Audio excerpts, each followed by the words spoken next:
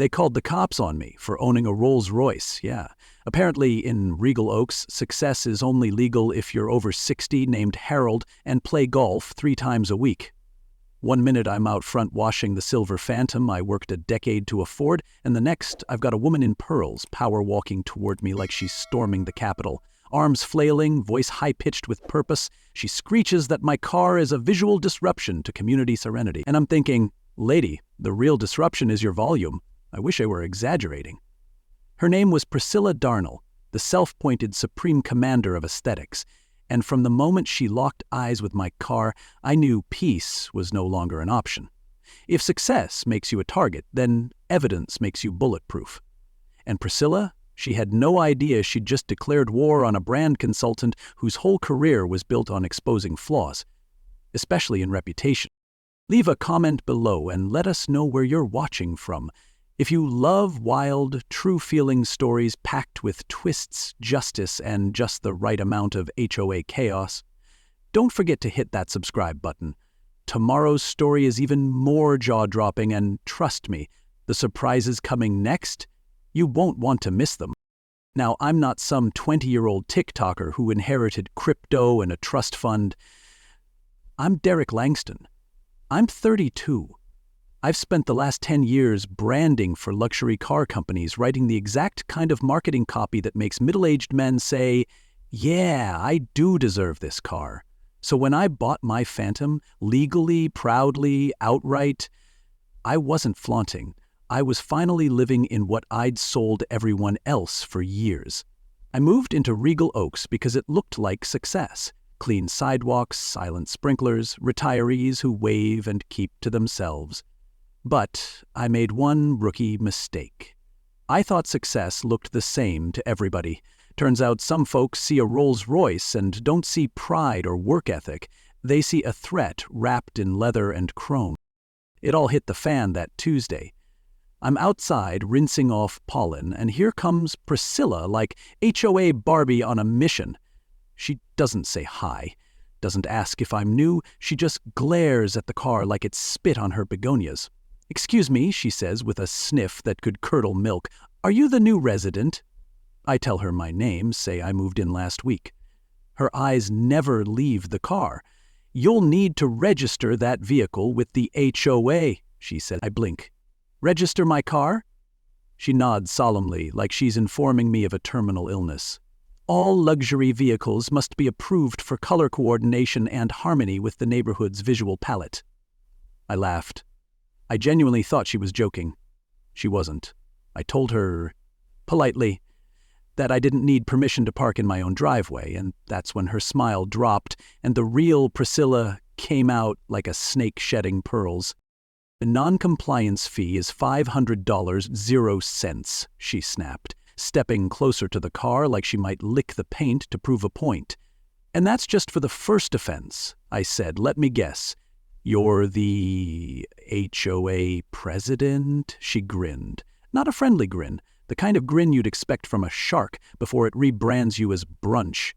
"Priscilla Darnell, and yes, I maintain the standards of this community." She then gave me a full-body scan like I was a counterfeit bill. How does someone your age afford a car like this anyway? The implication was louder than her voice. I stared back at her, cool and steady. "Hard work, smart business.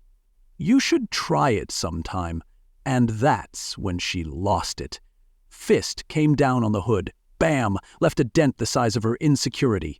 I stood frozen, staring at 10 years of work, bruised by entitlement in beige flats. "Get off my property," I said, voice shaking, jaw clenched. She backed away, but not before tossing a final grenade. "This isn't over. I know exactly what kind of person you are." Now, I've been called a lot of things, ambitious, intense, even arrogant, but criminal adjacent for washing my own car was new. And if Priscilla wanted to play dirty, she picked the wrong driveway. I called my friend Nina Easton that same minute. Nina is a data analyst who once found her ex's new girlfriend's LinkedIn profile before they even made it Facebook official.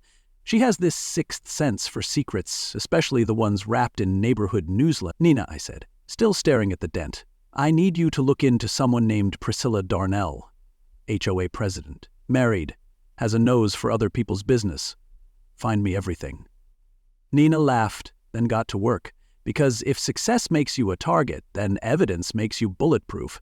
And Priscilla? She had no idea she'd just declared war on a brand consultant whose whole career was built on exposing flaws, especially in reputation. Turns out Priscilla wasn't just toxic. She was radioactive, with a resume full of lawsuits and the kind of charm that gets you banned from brunch. 24 hours after I called Nina, she hit me back with a dossier that read like the back cover of a true crime novel. Priscilla Darnell, former regional bank manager, terminated after a hush-hush discrimination scandal that cost the bank 6 figures and their last ounce of dignity. They settled before it hit the headlines, but not before Mitchell Darnell, her husband and part-time financial charlatan, got flagged in the report for, let's just say, creative accounting. I didn't know what shocked me more, the fact that she still had the audacity to run an HOA, or that she ever worked in customer service without combusting. But here's where the petty turns personal. According to Nina's deep dive, Mitchell had applied for a Rolls Royce Phantom, my model, 3 different times in the last 5 years. Each time, denied. Why? Bad credit? Courtesy of his wife's fallout? They could afford the dream, but couldn't get anyone to sign off on it. So when my silver Phantom glided into their eye line, it wasn't just a car, it was a billboard-sized reminder of everything they wanted and couldn't have. Suddenly, her sidewalk tantrum made perfect sense. It wasn't about community harmony, it was about revenge served with a fresh coat of HOA authority. And you'd better believe she wasn't done. Not by a long shot. 2 days later, I got the invite, more like a summons, to attend an urgent HOA compliance meeting. Translation: Priscilla had printed her fiction and was ready for public theater. I walked into the beige war room dressed like I was giving a TED talk, not a confession. Priscilla stood center stage beside a poster board covered in photos. Some were real, most were laughably doctored. One showed my Rolls parked diagonally across 4 driveways. One had it somehow blocking a hydrant 3 streets over, and another had the brightness dialed up so high it looked like my car was a spaceship descending to destroy the cul-de-sac. She clutched a laser pointer like it was a gavel and began her sermon. Mr. Langston has flagrantly disregarded HOA decorum with this ostentatious tone-deaf display of wealth. It was less a meeting and more a courtroom where she'd assigned herself judge, jury, and makeup artist. And just when I thought it couldn't get more absurd, Tasha Rivera stood up. Now, Tasha rents a little in-law suite above the Hendersons' garage and goes to nursing school while tutoring high school kids to make ends meet. She's quiet but sharp. Last month, she said, Priscilla threatened to have me evicted because she said my car, my 2009 Honda Civic, was bringing down the street's market value. The room froze. You could hear the tension pop like bubble wrap. Priscilla's face twisted like someone had poured vinegar in her martini. "This meeting is for homeowners only," she snapped. "Sit down and shut up, you little piece of trash." And just like that, the temperature in the room dropped about 20 degrees. Even the folks who'd been nodding along started shifting uncomfortably in their chairs. Her mask hadn't just slipped, it hit the floor and shattered. I kept my mouth shut because at this point, I didn't have to say a word. She was doing the demolition work all by herself. But as I sat there watching the last bits of her credibility catch fire, I felt a tap on my elbow. Frank Delaney, the retired Navy vet who'd lived in the neighborhood longer than HOA bylaws had existed, leaned in and whispered, "She's done this before. I've got files. Real ones." Then he sat back like he hadn't just dropped a grenade into my lap. I glanced over at him. He looked calm, like a man who'd been waiting years for someone to finally fight back. It was the first time I realized this wasn't about me. I was just the latest episode in a series Priscilla had been directing for years, but now the script was changing. By the time the meeting adjourned, the room was quieter than when it started. Even Priscilla's loyal nod squad avoided eye contact. She announced I'd be fined $1,500, 0 cents, and that my car would be subject to rolling visual evaluations. I almost laughed. A made-up rule from a made-up queen in a crumbling court. But I didn't say anything, because the truth was coming. The receipts were stacked, and when Frank handed me that manila folder later that night, I knew the real HOA horror show was just beginning. Ever been arrested by HOA proxy? I got cuffed for existing in her line of sight. 3 days after the HOA meltdown, I was on a client call in my kitchen when I saw 2 squad cars pull into my driveway like I'd just robbed the Louvre, and there she was, Priscilla Darnell, in a blazer too tight for decency and sunglasses too big for cloud cover, gesturing like she was hosting a reality show called CSI, Community Standards in Justice. My stomach dropped. Not because I was guilty, but because I knew exactly what this was. A performance. One that she was about to film like it was her audition for Dateline HOA Edition. I ended the call, grabbed my phone, and hit record. If she was going to act out a drama, I'd be the guy filming the bloopers. As I stepped onto my own porch, she spun to the officers like she'd discovered oil. "That's him," she declared, finger pointed like a low-budget courtroom sketch. "That's the man who threatened me."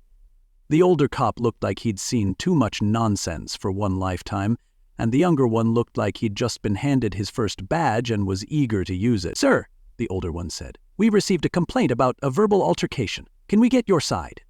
I kept my tone flat and respectful, because I know how these things go when you're the one with the luxury car and the wrong zip code. I explained it all.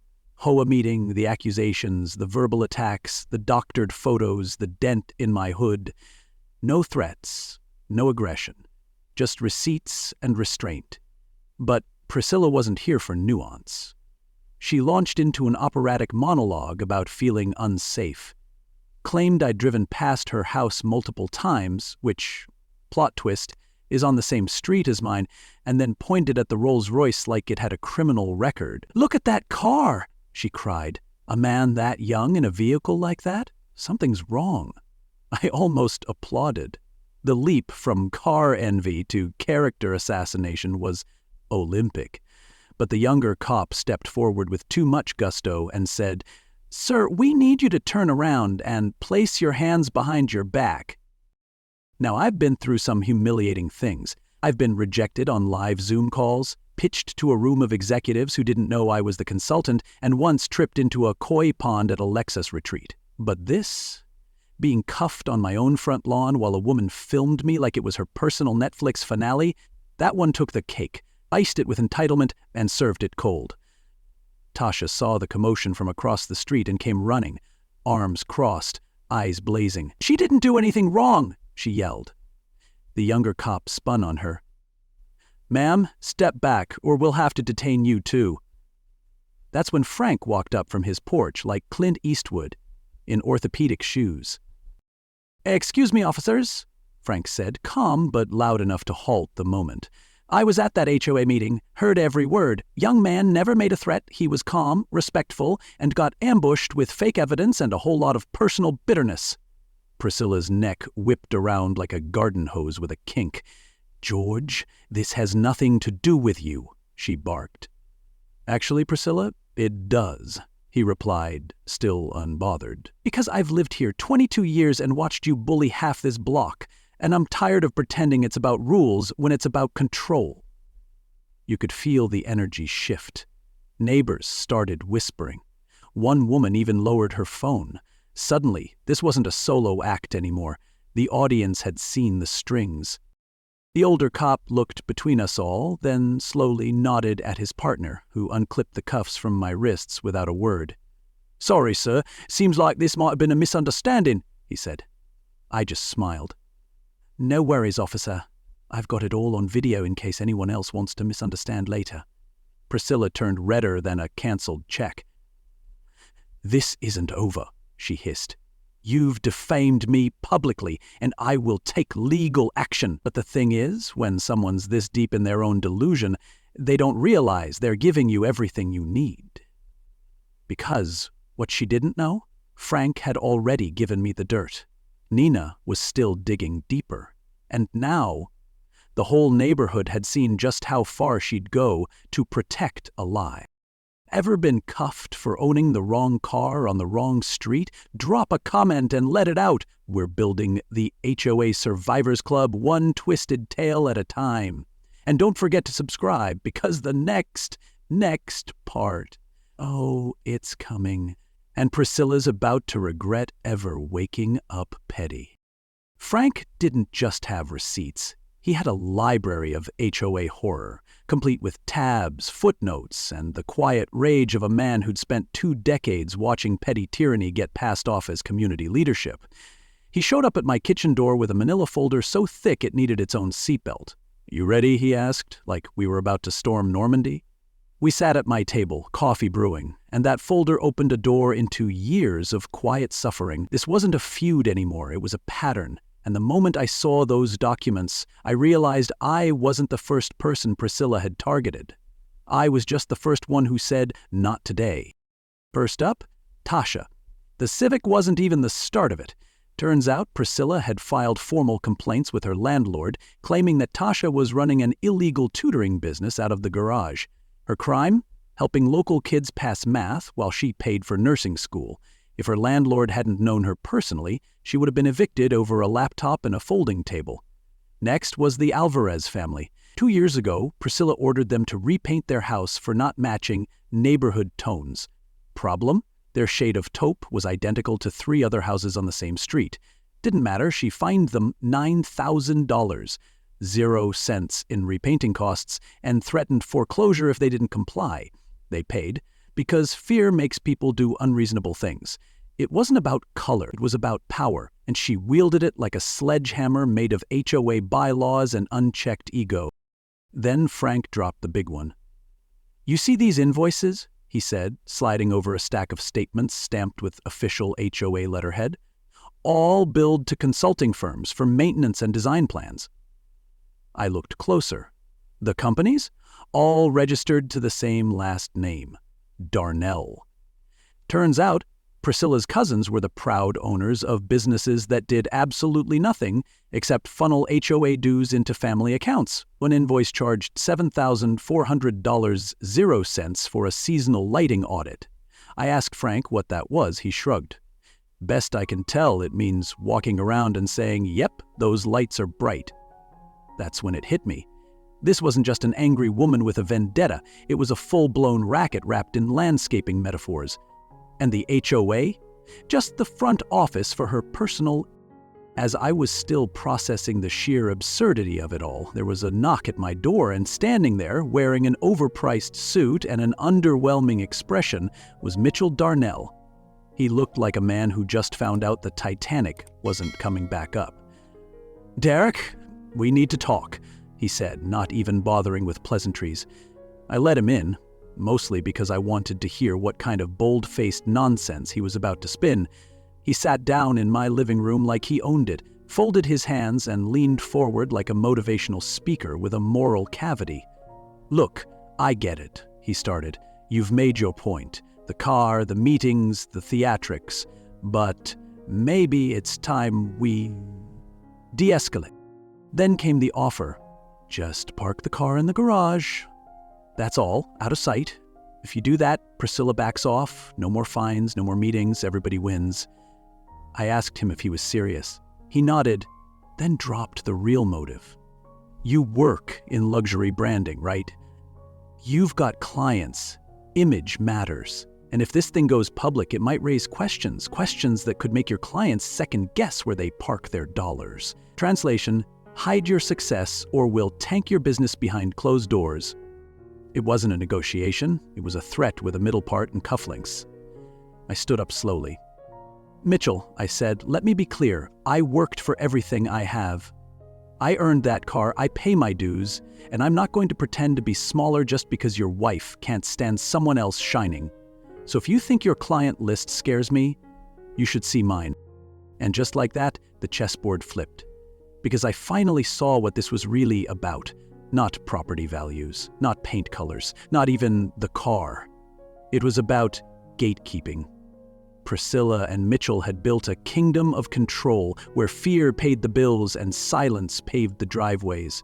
But now, I had the files. I had Frank. I had Nina. and I had the kind of calm that comes right before the thunder. If Priscilla wanted an audience, I gave her one. With a projector, a live stream, and the entire neighborhood tuned in like it was the HOA Super Bowl. Word had gotten out that something big was coming, and for once, the folding chairs at the community center were actually full. I walked in with a calm so collected it made her twitch. Nina was already set up in the back with her laptop, quietly syncing the visuals. Frank sat front row, arms crossed like a man who'd waited years for this showdown. And me? I had a USB drive loaded with karma and the receipts to match. Priscilla started the meeting like a pageant host with a grudge. "Before we begin," she said, fixing her pearls like they were bulletproof, "I'd like to address the ongoing non-compliance by Mr. Langston." The first slide popped up, yet another doctored photo of my Rolls Royce parked diagonally, this time blocking a non-existent fire hydrant. I let her monologue for 3 minutes, flat, just long enough to build her confidence and dig her rhetorical grave. Then I stood up, carried my laptop to the projector, and said calmly, "Since Mrs. Darnell has presented some very serious accusations, I'd like to share some evidence of my own." The room went quiet, like someone had pulled the oxygen out. The first slide I put up wasn't about my car.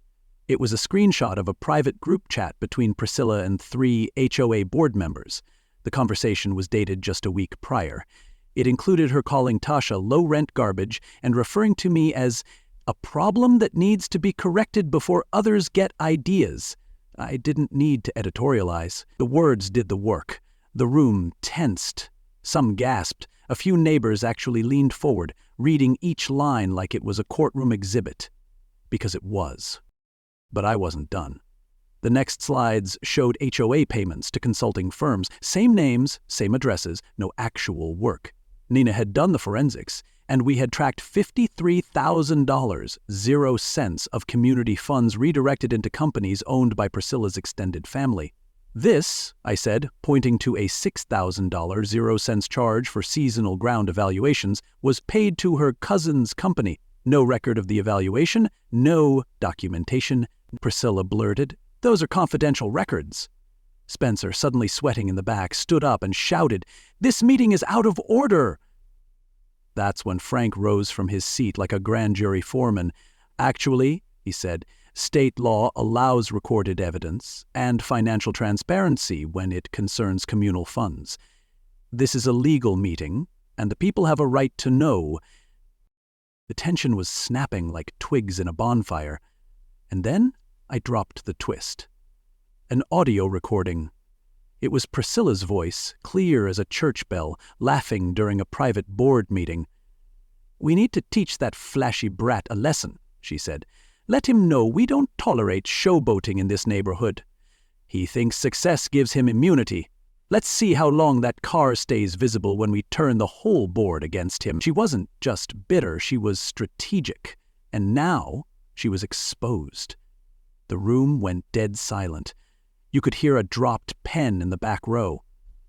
Her jealousy wasn't just emotional, it was actionable. And the HOA? It was her weapon of choice. I paused, let the silence do the heavy lifting. "Everything you've heard tonight," I said, "is documented, sourced, verifiable. This isn't about me or my car. This is about every resident who's paid into a system that's been rigged from the inside. This is about stolen money, doctored rules, and abuse of power. And I promise you— Oh, but wait. There's more." She went from HOA royalty to viral villain before her Merlot could oxidize. After the projector drop meeting, I knew Priscilla was teetering. But teetering wasn't enough. I needed conclusive, undisputable proof that she wasn't just petty, she was dirty. That's when I pulled the final card. I'd hired a private investigator 2 weeks earlier, quietly, just in case this turned into more than a parking complaint. And what he found? Let's just say the HOA wasn't the only thing she'd been managing like a mob accountant in pearls. The footage was grainy but clear. Behind a strip mall Tuesday morning, Priscilla Darnell took a thick envelope of cash from a man in a construction vest, then handed him a folder. The audio was even better. "Make sure you backdate the paperwork," she said. "And don't use your real name on the invoice. I'll run the funds through the community grant account like we did last time." I watched it 3 times, not because I couldn't believe it, but because it was finally the moment I'd been working toward. That footage wasn't a spark, it was an explosion. She wasn't just corrupt, she was on camera admitting to it. So I did what any responsible, mildly vengeful neighbor would do. I called a special HOA meeting and invited everyone. This time, I didn't just bring my laptop. I brought a portable screen, backup speakers, and a fresh pair of receipts. I also invited 2 city council reps, 1 financial crimes investigator, and a local news station that had been sniffing around since the last live stream. Nina and Frank sat in the front like proud parents at a graduation. Priscilla showed up looking rattled, and Spencer? Nowhere to be found. Word was he'd been spotted packing suitcases and muttering about offshore accounts at a gas station just outside state lines. When I rolled the footage, the room reacted like they'd just seen Bigfoot stealing church donations. Gasp after gasp, neighbor after neighbor turning to each other like they'd been blind and just got their vision back.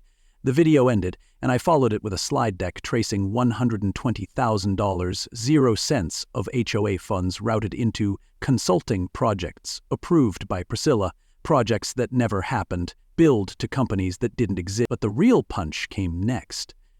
A phone recording between Priscilla and Spencer just days before.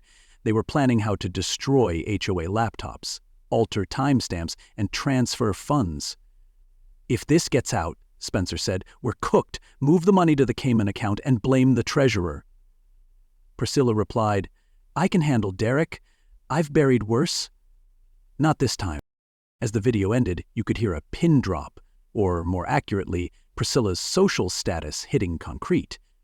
She tried to stand, said something about being misrepresented, but the investigator stepped forward before she could spin. "Ma'am," he said calmly, "I'm opening a formal criminal investigation. You have the right to remain silent, and I suggest you use it." The silence that followed was glorious. And then, click. Camera phones went up, recording her face as the moment finally caught up to her lies. It wasn't just shame. It was legacy collapse. She looked like someone watching her reputation go through a paper shredder in real time. She didn't cry, didn't beg, but she snapped. "You ungrateful parasites," she screamed. "You think this community held itself together? I'm the reason your houses are worth anything." Someone in the back said, "Not anymore," and the whole room shifted. People started yelling about fake fines, intimidation, stolen funds. It wasn't just my fight anymore, it was everyone's.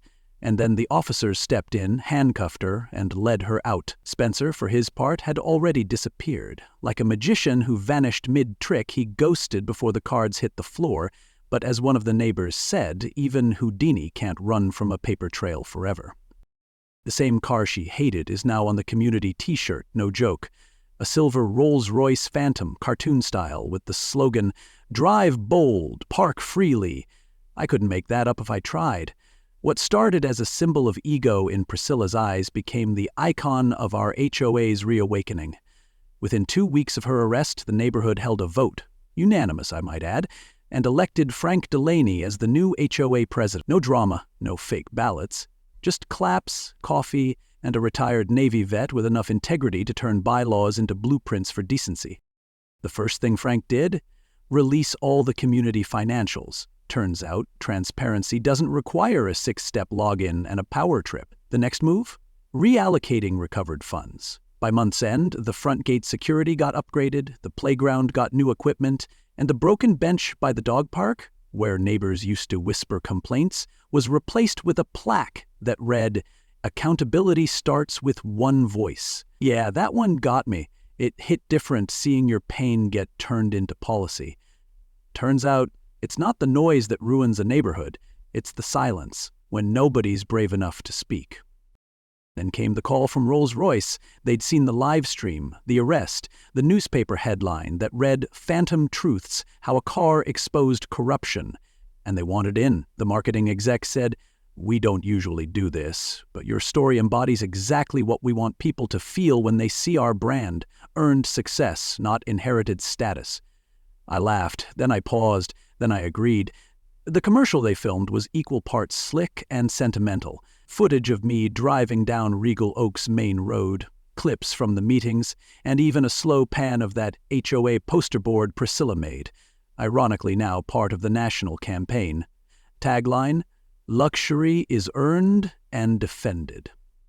If karma wore heels, she just strutted down Main Street. Meanwhile, Tasha got a scholarship from a community foundation that had been watching the case unfold. One of the board members had grown up in a similar situation and saw in her the kind of grit that no spreadsheet can measure. When the check was announced at the next meeting, she cried. And so did half the room, not because it was money, but because it was justice with handwriting. She went from being labeled trash by Priscilla to being honored as a leader in the neighborhood newsletter. The same people who once stayed quiet now asked how they could help. And then came the cherry on top. Priscilla's jailhouse tantrum went viral. Some reporter caught a leaked recording of her screaming about property value sabotage and deep state cul-de-sac conspiracies while demanding imported linens in her holding cell. It was part Real Housewives, part courtroom drama, and all karma. The best part? That commercial we filmed aired during a national awards show. My phone lit up like a slot machine. Texts, emails, even my old boss sent a message. "Never thought your driveway would be more famous than our branding deck. Well played." But believe me, there's still one final chapter left, and you're going to want to see how this HOA saga ends. Drop a comment if you've ever seen the loudest person in the room end up being the most afraid of silence, and hit subscribe, because next part? It's where the ghosts of arrogance get evicted for good. They tried to write me out of the bylaws, now I'm a case study. Mitchell Darnell, the man who once told me to hide my success like it was offensive wallpaper, got disbarred 6 weeks after his vanishing act. The financial fraud he thought he could bury under layers of HOA paperwork unraveled faster than a bargain basement sweater. Turns out, you can't intimidate people when half your clients are suing you for missing funds, and the other half are testifying. Watching his firm implode was like seeing a magician try to escape a straitjacket after he handcuffed himself to a burning reputation. Priscilla didn't fare much better. She was sentenced to 4 years in federal prison, stripped of her pension, and, this part still makes me chuckle, officially banned from serving on any HOA board for life. Imagine that. The woman who thought community standards were her birthright can't even legally vote on mailbox paint colors anymore. Her legacy? A cautionary tale wrapped in pearls and fueled by spite. Even behind bars, she tried filing a motion to suppress her arrest video due to emotional distress. The judge responded, "Emotional distress is not a legal defense for stealing from your neighbors." I might have framed that quote. As for the neighborhood, let's just say it finally breathed again. Kids played without side eyes, adults smiled without watching for citations, and at the next community block party, someone unveiled a surprise. A new street sign, temporary of course, reading Langston Way. It was a joke, a tribute, a thank you, wrapped in metal and mounted near the same sidewalk where this all began. Frank gave a little speech, "Hey, Mel parked a car and ended a kingdom," he said. Not bad for a guy just trying to rinse off pollen. The laughter was easy. The applause genuine. The street may not carry my name on paper, but it didn't have to. The change already had my fingerprints all over it. People ask me what the turning point was, when I knew it was more than just a neighbor dispute. Honestly, it wasn't the dent in my hood or the fake violations. It was that moment in the meeting where Priscilla said I didn't belong. Not just here. Anywhere. And I realized, people like her thrive when good folks stay quiet. My phantom didn't just start a war, it finished a system. One built on silence, shame, and manufactured superiority. All I did was pull the curtain back. The rest? That was on her.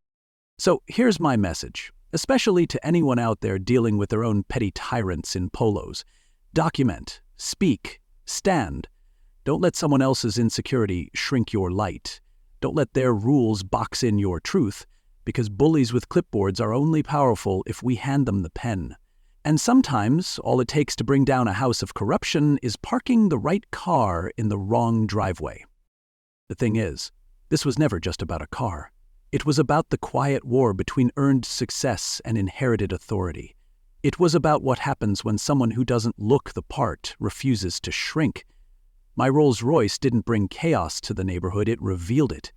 And standing firm through fines, lies, police calls, and smear campaigns didn't just clear my name, it cleared the air for everyone else, too. Looking back, I didn't just protect my driveway. I reminded an entire neighborhood that fairness is louder than fear when someone dares to speak up.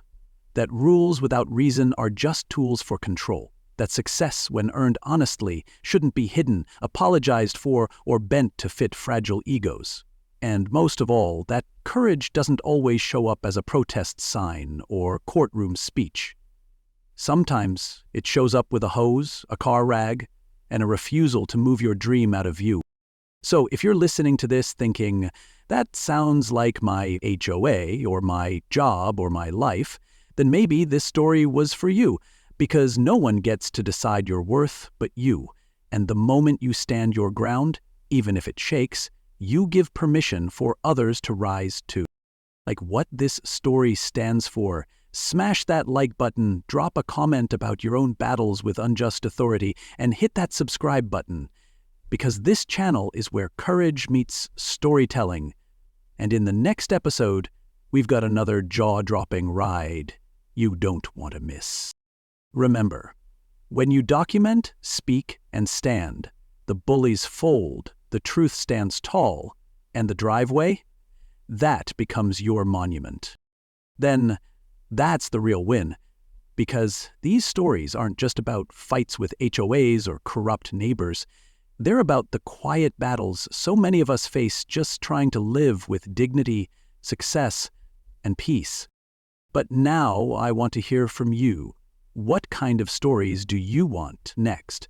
What themes, conflicts, or characters speak to you? Drop a comment below and tell me, what should we tackle in the next episode?